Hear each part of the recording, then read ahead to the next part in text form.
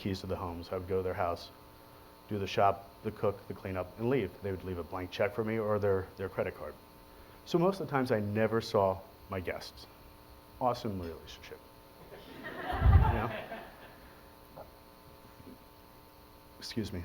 But at one point, you know, I kept working with this domestic agency because I wanted to find the Shaquille O'Neal, the, you know, whomever, movie star, travel with them. Thought that would be the best job ever. I got the call one day. They said, there's so-and-so. They need a full-time personal chef to live 10 minutes from their home, travel with them wherever they go. You want it? I said, yes, I do. You know I do. Okay, there's some stipulations. At the time, this was a long time ago, I had hair like down to here. Like, you have to cut your hair and shave. I'm like, what? Like, you have to cut your hair and shave if you want to go and work for this family. I'm like, who is this? Is this Fathers Know Best? Like 1950s, I have to do this for this guy? I didn't know who I was about to start working for. This guy was and still is the largest electrical contractor west of the Mississippi. He probably put wire in this building. Working for them taught me many things. It taught me compassion for others because I felt so bad for the family and saw how they lived. They were very, very, very, very wealthy people. And they couldn't just have a regular dinner with their family. It always had to be someone of notoriety coming to the house and visiting. And they're the kind of people where they had buttons under the table. They bring you into the dining room, that kind of stuff. I cooked on their airplanes more than they did in their house. They were germophobic, so they didn't eat in restaurants, they didn't go to hotels. You went wherever they went with. It was like working for the devil. And I don't mean like Las Vegas devil. This sucked. This was bad. And you know, 40 days on, 2 days off. 40 days on, 2 days off. But because of my patience, I told myself, you need to have the patience of Job to put up with this. While I was there, I heard about this search engine, this company called Google. So what's the search engine? Who's Google? What is that? They want a chef, and it's Monday through Friday. The girl I was dating at the time desperately wanted me to leave this family and have weekends off. So I was given the information. I was given some wrong information. I was sending these care packages and baked goods and things to this admin that worked at Google, and she didn't know why she was getting these packages. And I'm not getting phone calls back, and I'm like, what the hell? Those are really good scones. Why? You know? And I asked my friend whose wife worked there, why am I not getting a phone call back? What do you mean? We haven't received anything from you. I've been sending it to this. Oh, that's the wrong one. So they had just finally ended their tryouts, and they were pretty much ready to make their decision. I was the last chef to get in there, and a gentleman by the name of George Salah was the facilities director at the time of the company. We had a very long, drawn-out interview, and at the end of the interview, as he's walking me off property, he says to me, we're really looking for a chef that's traveled internationally and can understand our diverse workforce here in the office. I'd only been to Canada and Mexico at the time. I was like, well, I'm not getting that. Got a call a couple days later. They said, we'd like you to come back and try out and cook for us. So Google, being very young at the time, didn't understand that chefs don't clean up after themselves. So I came into this, and they were very excited because they just moved to this new location. They said, we have a kitchen and a dining room. I get there, it's an old, antiquated kitchen from the 70s that was all electric. It was a nightmare. Most of the equipment didn't work, and they didn't know to have it repaired because there was no need for them to go in there at all. The dining room hadn't been cleaned up either, after all their different tryouts, excuse me. They didn't realize that they needed to have a porter. So I had to spend most of my time cleaning up after these 24 other chefs that had tried out before me. I opened the refrigerator and it was like a biology project. It was just like blue mold. It was nasty. It was disgusting. Thank God I had prepared the majority of the foods at my little studio apartment on top of my cutting board. My ironing board was my prep table. And had I not done that ahead of time and been well prepared, I don't think I would have passed the muster or cut the muster, whatever you want to call it. I wouldn't have received the job. But I remember with someone from facilities walking through and they're like, are you going to have food ready at 12 o'clock? It's 10:30 and you're still cleaning. I was like, this place is filthy. I can't serve in a dirty environment. 12 o'clock, they all line up, come on in. They really enjoyed the food. They were coming back for seconds, and they're very complimentary, asking a lot of different questions. And the girl that I was interfacing with the facility said, this is a good sign because none of the other chefs had this type of feedback from any of the employees. Sergey Brin was one of the last people to come into the room. T-shirt, shorts, no shoes, bare feet, walking into the cafe. And that just bugged me. And I was like, I immediately was like, get out. But I didn't know who he was, and I couldn't be too chefy with him. So he was, there wasn't much left, so he just ate what was left. So no decision had to be made. It was very easy for him. And he was asking me about this one dish and being very inquisitive about it. And it's like, why do you want to know? He's like, I have a date later this week and I want to make the same thing. I'm like, okay. As he's leaving and getting a second helping of the dessert, he's eating the dessert and he says to me, whoever you work for now is going to be very disappointed when you leave. It's like, awesome. I've got the job. Because I had to call in sick to the family to go and try out that day, which I knew was already going to be hellfire when I went back the next day. So I go back, expecting to hear a phone call. No phone call. 1 week goes by, 2 weeks go, 8 weeks go by with Google. And the whole time I'm like, oh my God, what am I going to do here? I can't stand these people anymore. Then I get the phone call from them, and it's on a Thursday afternoon. And they tell me, we want you to start this Monday. I'm like, really? This Monday? It's like, I got to give 2 weeks notice. I don't burn bridges. That's nice. And they continue to tell me all the reasons why they need me to start this Monday. And I go back with all the reasons why I can't. I don't do that. Finally, the words come over the phone. Do you want the job or not? I most certainly do. Then we'll see you Monday.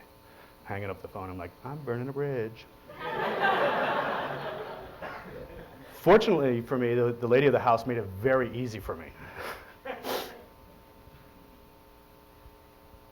They were so controlling, they were in the belief that chefs don't cook from the hip. They're not creative. They don't just make things up. They cook out of cookbooks. So she had me buy all these cookbooks. I come into the kitchen that day to tell her, I'm going to be leaving, and she slaps down a piece of paper and says, Texas barbecue for 40 people tonight, mister. You better be ready. Well, we had already planned out the menu several days ahead of time because they were so controlling. I'm like, oh, wow, this is going to be a rough one. I watched her go down the hallway, hop in her car, because they had everything on surveillance. I watched the Jaguar leave the compound, the gates close. I start grabbing all my cookbooks they made me buy, put them in the box, get my knives and everything, get in the car. I'm driving away, I throw the keys to the houseman. I'm like, bye-bye, Juan. And he's just shaking his head like, oh, there goes another one. Later that evening, my girlfriend and I were having a little celebration, having some champagne. Knock, knock, knock, knock. San Mateo County Sheriff's at my door. The lady of the house has sent me up here because she believes that you've stolen cookbooks from her. I'm like, get out the Amazon receipts. I'm like, what do you mean, stolen cookbook? They said you stole over 50 cookbooks from them. So I get out all my Amazon receipts. I'm like, you mean all of these? Mine? And he's like, I've been dealing with this family for a long time. Trust me, I know that you didn't do that. I'm just doing my job. I'm like, okay. So we ran off copies and he brought them back. I never heard from them again. Charlie, maybe that's a good stopping point. We're Yeah, going to get sorry. some questions. Thank you very much. We have 10 minutes of questions. Are you okay with that? Yeah. Okay, we have about 10 minutes for questions. Larry, do you have somebody queued up? Hi, thanks so much for being here. You're actually the reason I'm here. The other speakers were very inspirational. And Where are you? I can't see you. There you are. I had a question about Proposition 37. It's in 4 days we're going to be voting on whether or not companies should label their products if they're genetically engineered. So I just wanted to hear your thoughts about that. I think everyone should know what they're eating. GMOs suck. Don't support Monsanto's, Cargill, or ConAgra. They don't care about you. They don't care about our food. All they care about is themselves. Okay, I think we got a pretty, is that what you really thought? That's what I really thought. Hey, we have another question here. When you were meeting with Steve Jobs, do you think you had any influence on the iPad being used in restaurants now for servers and restaurants? I would like to think I influenced him more than just cooking. He gave me my first iPad as a gift. You know, and my son's like, why didn't I get one? I'm like, you don't cook eggs for Steve. That's good. I've got a question for you. Getting back to the sort of the fast and the healthy. First, how do you define healthy, and then how do you deliver fast? So, I'll answer the second question first. Okay. All my servers, front of the house staff have radio frequency handheld devices where they can order the food. It goes right onto a big screen in the kitchen. So I'm borrowing technology that fast food has been using forever, now bringing it into upscale. So what my concept is considered is upscale casual. We don't have anything over $25. The way I've engineered everything on the menu is it only takes 10 minutes to cook because we do so much prep work ahead of time of fresh foods. Nothing out of a package, nothing out of a box, nothing out of the freezer. Our portion sizes are slightly smaller, as are the plates, so it looks like you're getting a big portion. Half our menu is vegetarian. A third of that menu is gluten-free. A third of that menu is vegan. There's your health factor right there. We don't add fats to dishes that already have fats to it. So when we make our carnitas at the restaurant, we trim away a lot of the fat off the pork butt, but then we braise it in beer and orange juice rather than traditional Mexican carnitas is you're taking a really fatty piece of meat and then immersing it in more fat and making it really crispy and yummy and delicious. You can still do the same thing with fruit juices and alcohol. So through technology, you know, we don't have any time to ourselves anymore because we have a phone on our side and everything that you can get in touch with you immediately. How do you get that time back? You get it back with technology. So now it's on your rules. So if you need to get it in and out quickly, you can sign right there at the table. A ticket is printed out, your receipt right there, or it can get emailed to you. I have little computers on the tables as well where all the images of the menu items are highlighted, so it's all very quick and fast. Very good, thank you. Oh, here's a question.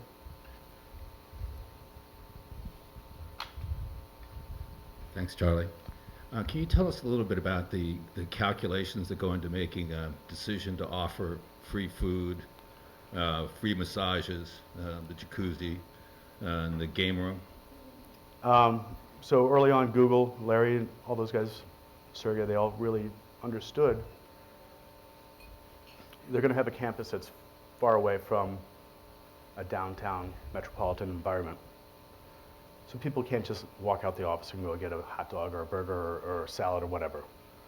There's huge, vast amounts of time that goes into planning a meal. So, and people just don't go by themselves. There's a whole group of people. So if you have 20 engineers, they all make X amount of dollars an hour, right?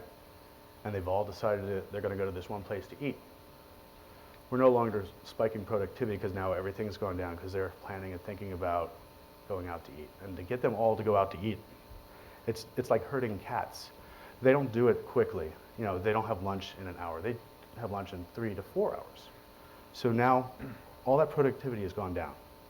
If you have everything on campus, you give them a reason to come in early and stay in between and stay late.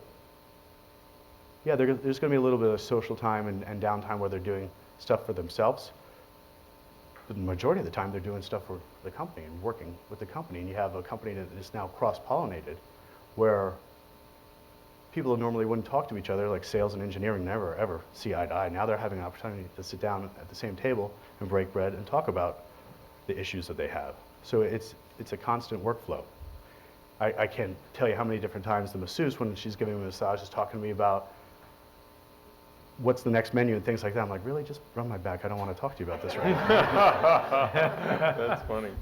I think got another question up here. Michael, got a question? Thanks. Actually, you sort of covered a little bit with that, but I was, my brother actually started working for Google. It was after you already left the company, but for the first month that he was there, all he did was email me pictures of his lunch and dinner and breakfast and snacks. And that was all I heard from him.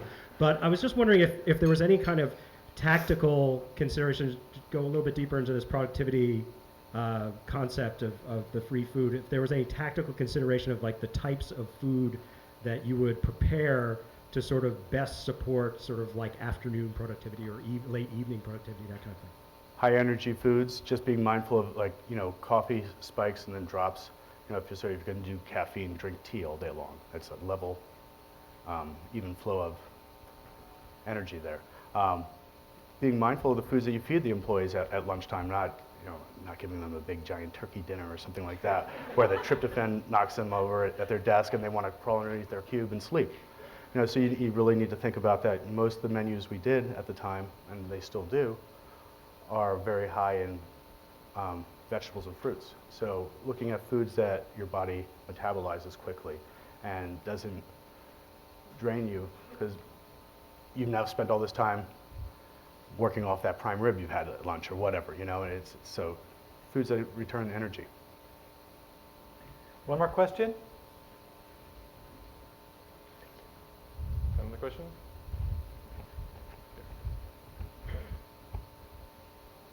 Two questions. I'll make this quick. So you have this quality product, and when that product, a large component of that has to deal with customer interface, how do you handle having this incredible product, but also having to make sure that the server experience with the customers is something that is also of that same quality? It's constant training and follow-up. I have a all-hands meeting the first Saturday of every month. I'm not doing it tomorrow. I'm doing it next Saturday. So we go over different issues, service issues. As much as I hate Yelp, Yelp is valuable to me. It's gold. You know, and I have 3 categories on the employee bulletin board: the good, the bad, the ugly. And I post everything. I highlight it and I let employees know. And it's like, look, this is what you're doing, and this is what the guests are saying to us. I also subscribe to a site called Owners Listen, where the guests can email me directly. So I get to see it. And I've really tried to take myself out of that sort of thing, because I take it so personally, because I have so much invested in it emotionally, and it's just so I have to allow my managers and my personal assistant to read those things, and they can filter it a little bit for me sometimes, but it's harsh reality and honesty that makes me want to do better. Okay, let's give it up for Chip. Cheers. Charlie? Thank you, Charlie. That was fantastic. I mean, so we're, again, completely different domain. We're talking about food. Food is so germane to everything that we do, from the soil to the food. It's just a whole different way to kind of tweak this whole conversation. You think, Larry, it tweaks us a little bit, but really the concepts are the same. The creativity, the passion, breaking the rules. I love that. You got to break the rules to do anything great. You've got to break the rules, except for saying S-H-I-T on the. Can't break that rule. Yeah. I do have a modification on that rule, though. On Pepperdine's campus, you can talk about hell. So if you want to say hell, you're fine with that. So we're going to take a 15-minute break. We're going to start right at 2:30 with Chip Conley. It should be amazing.